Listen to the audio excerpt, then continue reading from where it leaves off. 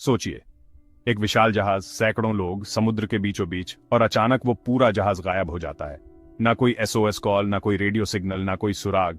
बस एक रहस्य, जैसे समुंदर ने सब कुछ निगल लिया हो। क्या समुंदर वाकई में जहाजों को निगल सकता है?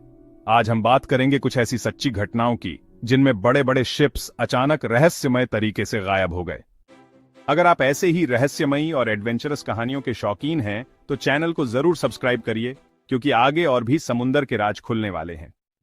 शुरुआत करते हैं सबसे फेमस और डरावने इलाके से, बर्म्यूडा ट्रायंगल।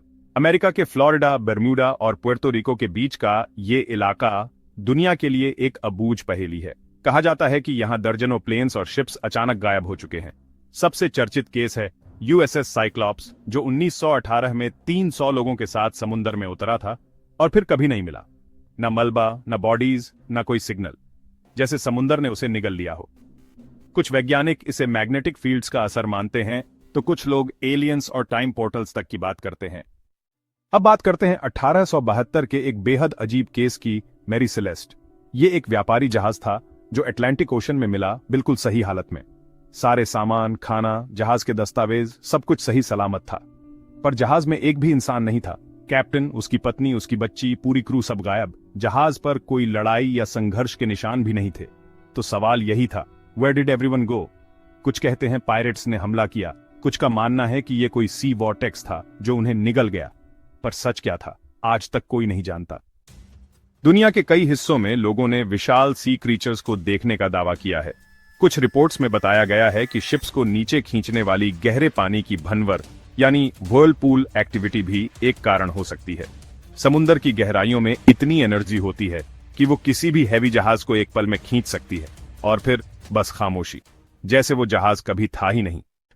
अब सवाल उठता है, क्या ये सब बस कोइंसिडेंस है, या वाकई में समुद्र में कुछ ऐसा है जो हम इंसानों की समझ से बाहर है? वैज्ञानिक कहते हैं कि वेदर पैटर्न्स, रोग वेव्स और अंडर वाटर अर्थक्वेक्स कई बार इन हादसों का कारण होते हैं। पर जब जहाजों का कोई सुराग तक ना मिले तो इंसानी दिमाग सवाल पूछता है, क्या ये सिर्फ नेचर है या कुछ और? समुद्र की सबसे बड़ी खूबी है उसकी गहराई, और यही उसकी सबसे बड़ी रहस्य भी है।